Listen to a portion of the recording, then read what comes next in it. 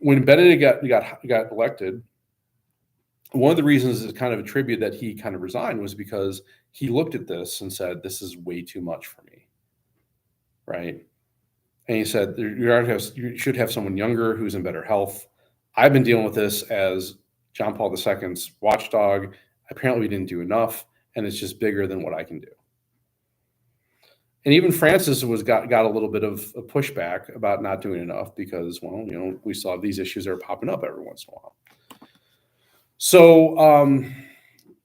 So yeah, I mean, these different, to say that these things aren't kind of political is kind of naive, I think, in some way. So it's still not really handled? Well, I think it's better than it was. Mm-hmm. But I mean, the question that we have is like most likely the West has been through it. The question that would be like, what about developing areas? Is it needed? Is it really a problem?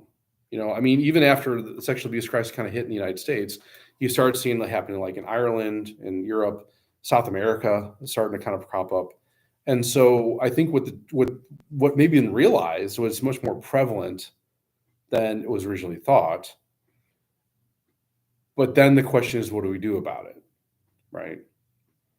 And I think it's a difficult thing because, culturally speaking, these different backgrounds, of course, when we talk about abuse of a minor, it's always wrong. We're not going to say it was ever condoned by the church. It's not a teaching of the church that should be done. It's not a good thing. But I think that's why you see a lot of what's going on these last few, since Vatican II was, okay, there was a realization like this is probably worse than we think. And we need to really get a handle on it. And there was movements towards that. But I think part of that too is like, well, do we actually know for sure? And I don't know. It's difficult. I think there were definitely steps made here in the United States by the bishops to try to curb it as best as possible, which is why, you look at the process of entering the seminary is very rigorous, and rightly so. Even staying in the seminary is rather rigorous, and rightly so, because the church wants to make sure they're ordaining men that are well-formed, that are well-situated, and won't bring harm. And not just not bring harm, but bring people to Jesus, because that's the job, right? I don't think we can say that everywhere in the world. So like what I think is kind of what's rather fascinating about this, speaking like Pope's influence, I don't think people really realize this. Well, some current company accepted. There was not a uniform approach to seminary formation until 1997. What do you mean by meaning? So what I mean by that is States or no, throughout the world. So what I mean by that is seminaries have always been a thing in the church, right? Since the beginning of there's always been a thought that like we need to form men to be priests, and how do we do that? Well, whether that's like mentorship, with the development of universities, back in the Middle Ages, it was the first university actually were seminaries. They were a place where men went to go learn how to be a priest and become a priest, right? The Council of Trent was really kind of more adamant about, we should really foster these seminaries that are just for formation of priests. There's a separation between the university and the seminary formation, right? We should have that. But how that occurred was not really promulgated. Like, okay, what do we do? Is it just intellectual? Or is it just like, is it prayer life? Is it how to be a pastor? How does seminary formation work? Well, a lot of that was kind of left up to the individual bishops. Well, how do you do that in your own area? That's up to you. But it's good to form guys to be priests. Let's just do that. Okay. Great. 500 years later, you have John Paul II saying, maybe we should actually come up with like a standard of how this is done universally. Wow. Is it just intellectual? Well, no. John Paul II was rather novel, but also kind of prophetic in the fact that he's like, well, he kind of looked at these, what they call 4 dimensions. They still call dimensions today, I think. Yeah.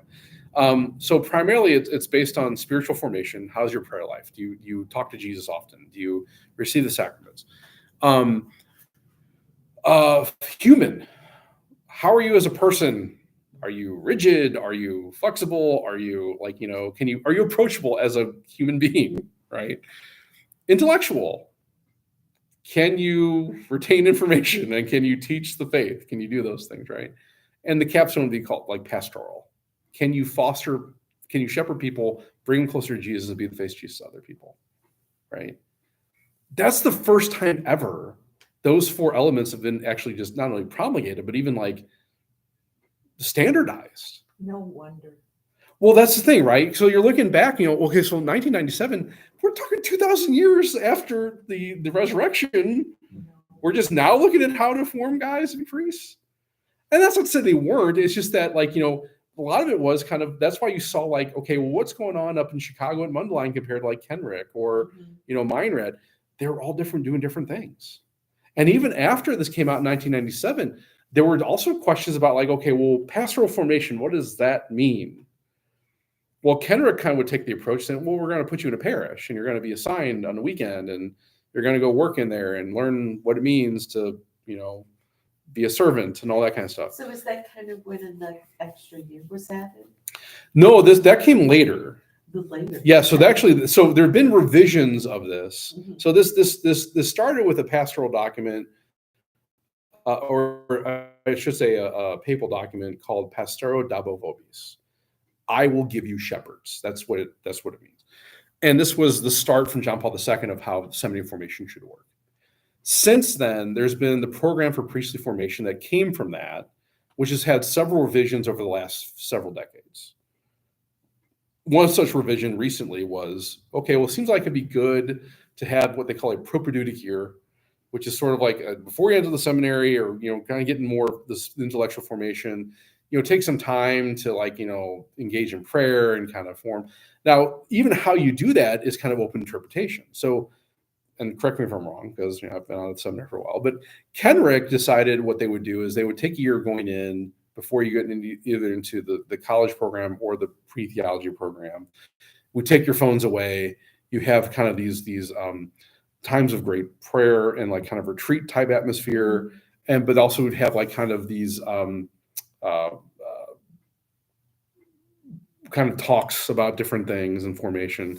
And, okay, maybe you can go talk to your family on the weekends or whatever, very limited use of the phone and the electronics to get you to foster that deeper spiritual life, which personally, I think it's great. I think that's all. I think in our society, that's probably needed more, especially for younger guys than anything else, and even older guys, In addition to that, there's also an addition to kind of what I don't know what they call it, but a pastoral year.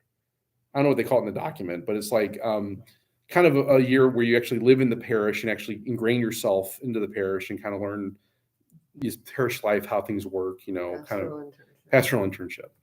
So those were kind of added in the last revision of that document, right? They had it before and then they took it away. Oh, they did. I don't know. I mean, my understanding that came out from the last revision. I think some seminaries probably already had that in place with some things. Yeah. But when it became like formalized and people have things last revision, because like even like when I was going through Kenrick, they did have things like pastoral years. But I think when Burke was there, I think that you were grandfathered into, you didn't have to do it.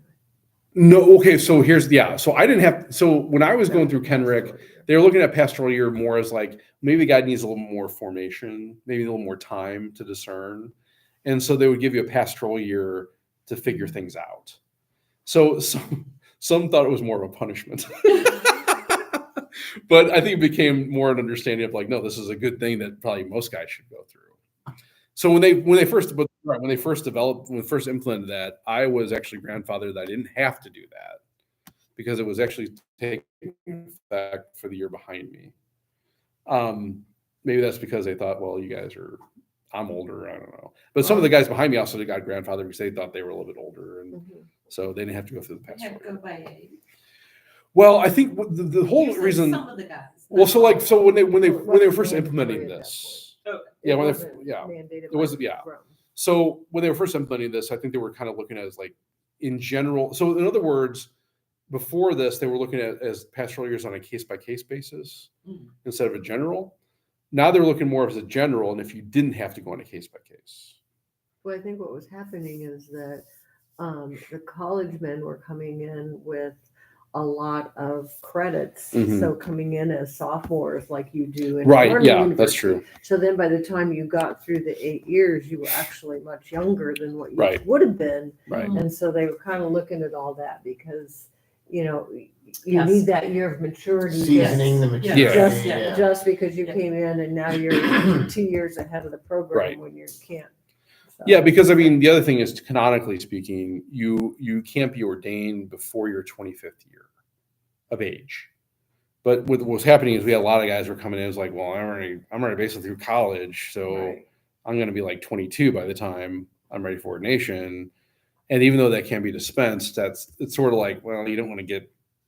Into that. Yeah, right. So I think it was it was basically a way to kind of make sure there's a little more discernment going on for a lot of these guys. So, but yeah, a lot of people realize that the standardization of formation didn't come about until 1997. Well, it kind of makes sense though, because of the different areas and even religious orders too, because they emphasize different things. So. Right, but I think, but also too, what you end up getting is a lot of theologies that were probably implemented that aren't necessarily in line with the Catholic teaching. So, like, what you end up like, so like for instance, I think one thing that it did was brought about kind of a resurgence or rejuvenation of Thomistic theology. Up until that point, you kind of, depending on where you went, you might get kind of a hodgepodge. So there's maybe more contemporary, maybe post-Vatican that weren't necessarily settled doctrine that we brought into formation that maybe shouldn't have been, right? So, like for instance, I know in certain places, even Kenrick in some respect, guys like Father Karl Rahner or Hans von Balthasar, who have some good things, but aren't necessarily 100% orthodox. There's some heterodox things that are sort of like open that needs some particular maybe nuance, and it wasn't necessarily being brought in. And so what you end up happening is you have certain like theologies that are being implemented. It's like, well, that doesn't really jive with the tradition and the teachings of the church, yet you're actually teaching this as if it were dogma or doctrine. It's not good. Right. And because again, you're leaving this up to the individual, seminaries to make these calls. And it's like, okay, but if you're not doing it well, then that causes some issues, which I think why you see, people always say like, well, hey, how come we do this now and did that then, or how come this priest does that?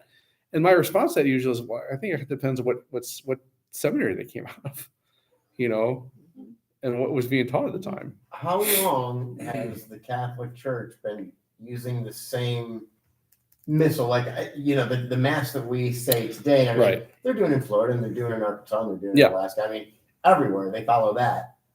Okay, so if you're talking about the Novus Ordo, Yeah. which is the mass we celebrate here at St. Anne, and generally most people celebrate that mass. And have the same readings. Right. So the lectionary and the missal all came out of were promulgated in 1970, but in 2011 there was a retranslation, right? Because all the prayers and everything comes out of Latin, right? Yeah. And so in 2011 there was a retranslation that was more faithful to the original Latin.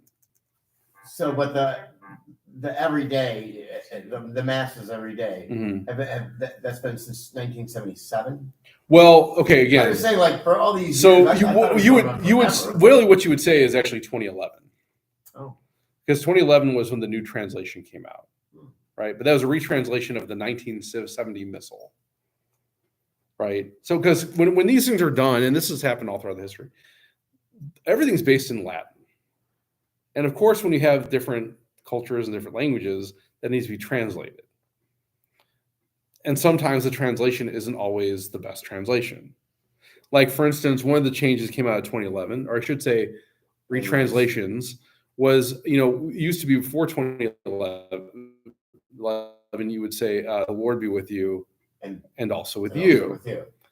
Well, the Latin is actually et cum spiritu tuo. Which is going back to what it was. Well, that's always what it was. Right, But see, that's the point. right. It was always et cum spiritu tuo. My point is, But the like, translation after 1970 was, and also with you. Well, wait a minute. Well, if you really want to get technical, the translation from Latin and English and also with you, or back in English and Latin, et cum tu quoque. Well, that's not et cum spiritu tuo. Et cum spiritu tuo is and with your spirit. That's a little translation from Latin into English. I wonder what seminary that translation came from. Well, I mean, this was, and see, these are in this thing, right? After Vatican II, when these things were promulgated, what happened was the missal came out really in like 1965, but then the translations went out to different bishop conferences. And so you had like the Spanish conference, and you had the French conference, and you had the Italian conference, and you had the English speaking conference. Well, and even on English, how different it is between Right. us and Well, so that's what I'm saying. Brilliant. Well, see, but again, but that's the thing. When it went out, all the different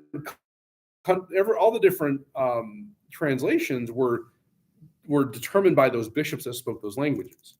So the English translation was just the United States bishops. It was also the Australian bishops and the English bishops. And they said, yeah, and also with you. Okay. Well, wait a minute. That's not et cum spiritu tuo. So what Benedict did was he started to look at the translations, say, is this really faithful to what we're doing? And not just in English, but in other languages too. And so the English speaking bishop said, yeah, maybe that wasn't the best translation. So here's the translation we're using now. That's more faithful to the Latin. My grandson is taking Latin as his freshman year at DeSmet. And he was one of 5 students from DeSmet, and he called it the National Latin Test in America. He finished very high, and these 5 students got certificates of award, whatever. And it made a real big deal out of it. And he really loves it. And he said he's going to take it all 4 years. But he was telling me, and I forget the letter, there's a letter that we have in our alphabet. It's not in the Italian alphabet at all.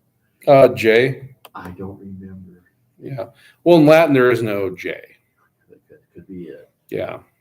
I'll see him tomorrow. I'm going to ask if he's watching any of this.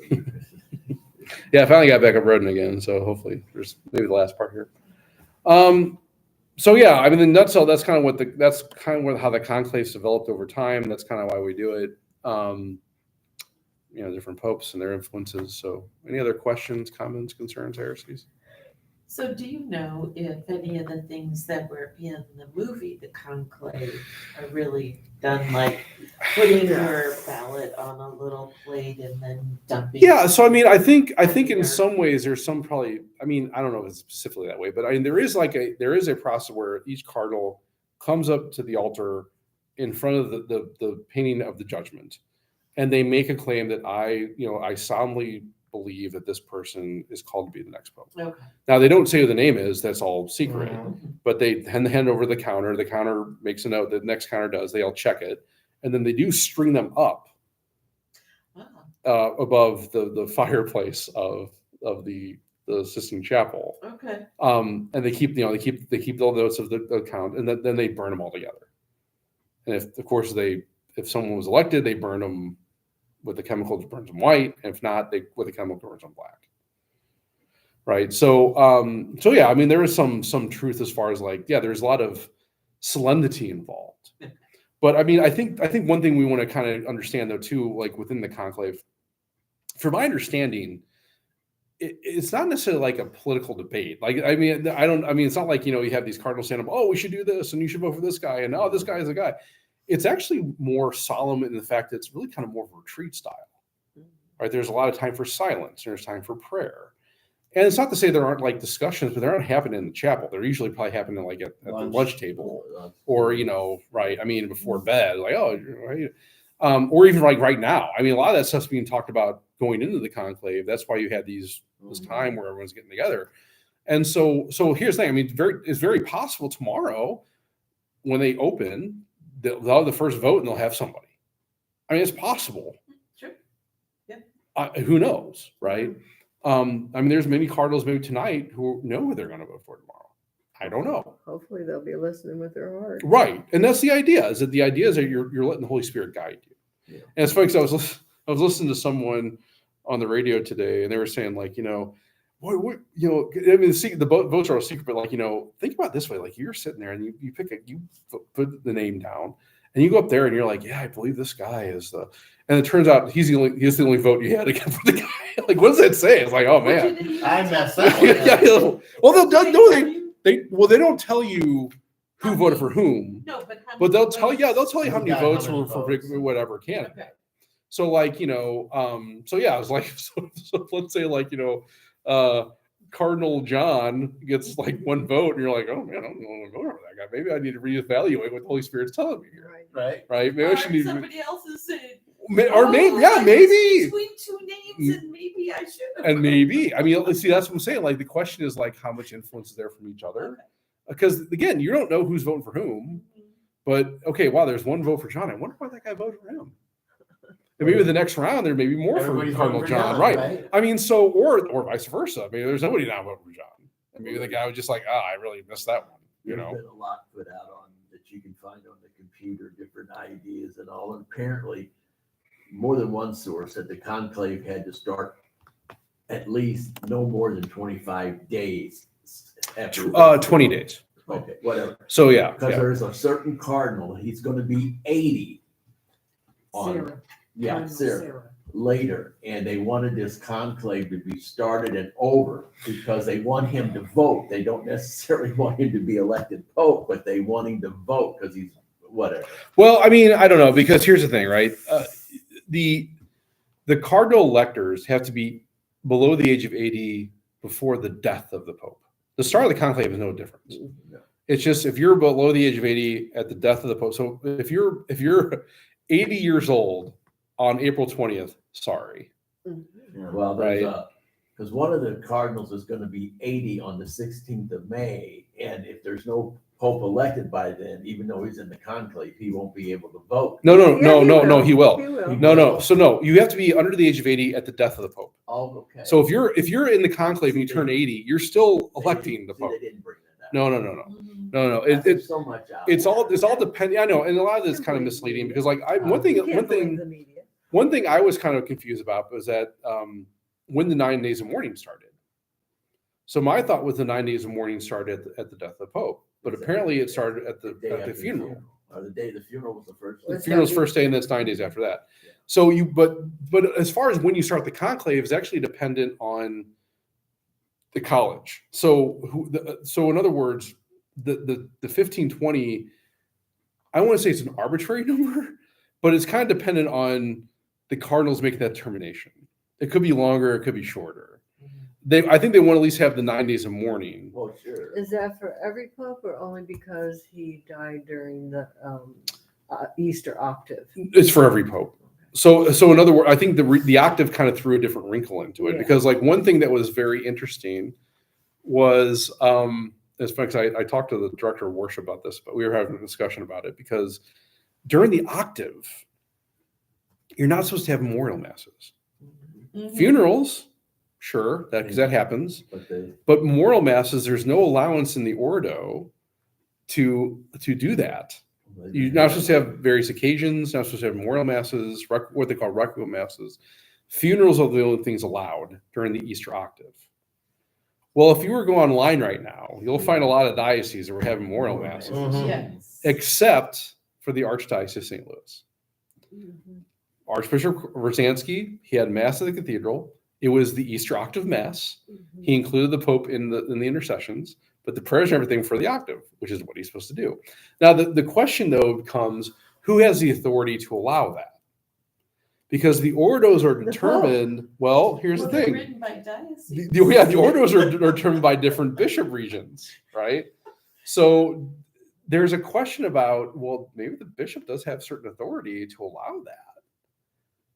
But then there's a question, but the Easter octave is such a high season that you would think they wouldn't. And that's a question. I don't know the answer to that. That seems like a lacuna because the bishops of a diocese are typically considered to be the head liturgists for the diocese, meaning they have full autonomy to make these determinations. Well, they couldn't really appeal the Pope. Well, that's the thing. I mean, so maybe that's the advantage. Like, no one's going to appeal if I do this, right? You can't go to a higher court because they're all fired now. So I don't know. It's a very interesting situation. So we didn't do that here in the Archdiocese because, well, we shouldn't. even doing a memorial mass is kind of an interesting scenario in this, in the Easter season. I think most people would say you can, but you should get with reservation, because I think what's considered is you are allowed to do a memorial mass at the notification of the death of the Pope. But being that came during the octave, it's like if the Annunciation fell during the octave. Well, you would just transfer that till after the octave. Okay, fine. There's also questions about there's a mass setting about the election of a pope. Okay, but that's really only supposed to be done if you're actually involved in the election of the pope, right? So even though it's in the Missal universally, it's only really meant to be done by the cardinals in Rome. It should stipulate that somewhere. It does, but it's in a document that no one really looks at, and it's just buried. So unless you were actually engaged with that, you wouldn't know anything about it, right? God, So there's still too much left for interpretation of man. It's a lot. It's a lot, which is why we have an office of worship. They're supposed to know these things, but yeah. Well, good. Or maybe the Holy Spirit will land on somebody's head. We'll see. There's a dove. My dove might fly in. You never know. We'll see what happens. Did you, No window. Cardinal Dolan was interviewed by one of the national medias. Mhm. And I think they were trying to get him to say that a pope would come out of North America. And he didn't. He was very tactful. He said, well, actually, we've already had a pope from America. You're right. Yeah, right. Last one, right? Yeah, exactly. Although you could argue he's more Italian than he was Argentinian. I don't know, whatever. But still, yeah. No, I think. Here's the thing, it's not out of the realm. Nothing's out of the realm of possibility. I think actually I heard Bishop Highly Barron. unlikely, Bishop Barron was talking to EW10 about this. And I Right. think that's a good approach. He was saying that Cardinal Connor used to say that you would only see an American Pope, North American Pope, I should say, if there starts to be political decline in the United States, because the United States is considered to be such a superpower, maybe the only superpower. It's almost like a check and balance that you can't have the church too. Right. You have everything else. Yeah. The church is we'll let He someone got else out of do it it. that way anyway. Right, yeah. He got out of it. Right. So I mean, I think that's probably a Yeah. true statement.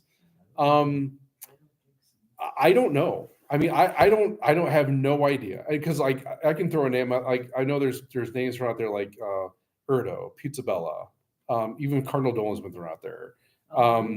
Cardinal Burke. Sarah Burke, Tagwe. I mean, so there's a lot of names out there, and sure, but I mean, but to make a statement of who it's going to be, it's just foolish, because I don't know. Yeah. I'm not voting for the person, and I have no influence on that. Well, So, I'm voting on Ken. are you? You're gonna write in? I'll write in too on that one, Connie. I'll write in on that one. Yeah, that's Right. right. There we go. All right. Kind of Pope. Conservative. I'll contact my rep. There's an old story. Those who go in think they're going to be Pope, they come out of Cardinal. That's very true. That's the tale that you go into Pope, come out of Cardinal. All I know is if the guy from the Philippines is named the Pope, the Pink Sisters will, they'll be floating them. Well, we have such a large Filipino group here in we St. do. Louis. Well, here's the thing. Yeah. As a St. Louisan, Mhm. I'm rooting for Dolan. I really am. I mean, honestly, it'd be so cool Oh, yeah. if a Well, he said hometown something boy. about, if I'm Pope, I'll be drinking beer. Honestly, that would be so amazing. Will It really would be. be. But is it going to happen? I doubt it. When he was first made a bishop, Mhm. Dolan, he came to our lady presentation Mhm. and he celebrated mass, and then we had a big dinner, Oh, cool. Yeah. a potluck, Yeah. and Tom and Mary Halaska's grandson was 8 or 9 and has his picture. Oh, taken. yeah. I mean, I'm like I said, I'm not going to say that. I mean, Yeah. His I wouldn't niece say. taught at Yeah, presentation. I mean, I'm not going to say that wouldn't be awesome. And if that happens, that's so. I mean, Well, I'd be Cardinal rooting for Burke. that. Confirmed my son. Cardinal I love it. Burke, even more so. Like he's still a clergy of St. Louis. I mean, I love. I don't understand how they say he's a cardinal of St. Louis, because he wasn't made a cardinal when he No, was but okay, bishop but here, but because this was his last see. Well, then, I thought if you were made a cardinal, you got a territory. No. That's just a bishop. No, you get a titular church In Rome. in Rome, Oh, but you Wow. still are from the see that you're assigned to. So his last See, diocese was St. Louis. He'll be buried here in St. Louis. His hat will go up in the rafters of the cathedral after he passes. oh, see, I thought We he still went pay for him. somewhere else. Oh, Yeah, wow. yeah. Okay. No, he's They he's went a, back to Rome. he's called yeah the he Rome was he became Oh, the okay, the okay. Supreme Court the head Oh. justice court. Yeah, he was- But you don't have a diocese with that. That's how. he Yeah, left right, us. right, yeah. Yeah. Now you compared to like Regali. So Regali became a cardinal after he left, but he became the Archbishop of Philadelphia. Right. Right. And even though he lives in St. Louis, he's still technically a clergy of Oh, Philadelphia. does he live here now? Yeah. I didn't know. I don't know what's going to happen with him too. I mean, same thing. Like he should be buried in Philadelphia, He just turned 90. and his hat will go up in the rafters in Philadelphia Cathedral. But he can choose to be buried here. I don't know. That can be. I an don't issue. know. I mean, look at what Fulton Sheen. Right. That was still a problem with exhuming his body between New York and Peoria. There was a big brouhaha about that. I know. So I think canonically he probably should go back to Philadelphia. But he's actually, but technically he actually is from California. He didn't grow up in St. Louis. Yeah. This was his first archbishopcy, but he doesn't. I mean, other than that, that's the only tie he has here. You know, I guess he likes living here, so good. I'm we're Cardinal happy to have Burke him. is from Wisconsin. Yeah. But we were his last diocese, so there's a little difference there. And I think he'd be happy to be buried here because who would not want to be buried in the cathedral? I mean, you don't want to go under 20 feet of snow. Right. But yeah, I mean, with I mean, I grade a fitting for Cardinal Regali because he confirmed me. I mean, we were one of his first classes that he got confirmed by him, so that was kind of cool. But and I've talked to him several times since he's been a priest. So, but I don't know. We'll see what happens there. That's above my pay grade. Yeah. So I have other things to worry about. Great. Any other questions, comments, concerns, heresies? Not about the conclave, but why did we take the picture of the Pope down from church this weekend? Wasn't up. No, it was moved. Well, It it was there was, this morning. it was there. It was moved. Where to- was It was the- there. It got It moved was to the then- side thing, and then Yeah, so that was a then it mistake. got moved back. I moved it back before the 11 o'clock or 8 o'clock mass. Yeah, I got moved Was that by right? mistake. I got moved by mistake, so we moved it back. Okay. But after now the days of mourning are over. Morning We are would, over, we're right. taking it back out. Yeah. Yeah, loaded. I noticed that. It was- Yeah, that was not. Yeah, that was just a. That shouldn't Use your happen. imagination. You Yeah. can figure it out. He was still in the church, just not in the If not, I'll tell sanctuary. you Yeah, after this meeting. right. Oh, you don't have to. I think she figured it out. Yeah. All right, all right, everybody. We'll see you next week for Bother the Father, and then yeah, thanks for coming. Thank you. Thank you. Sounds like a plan. Answered your questions.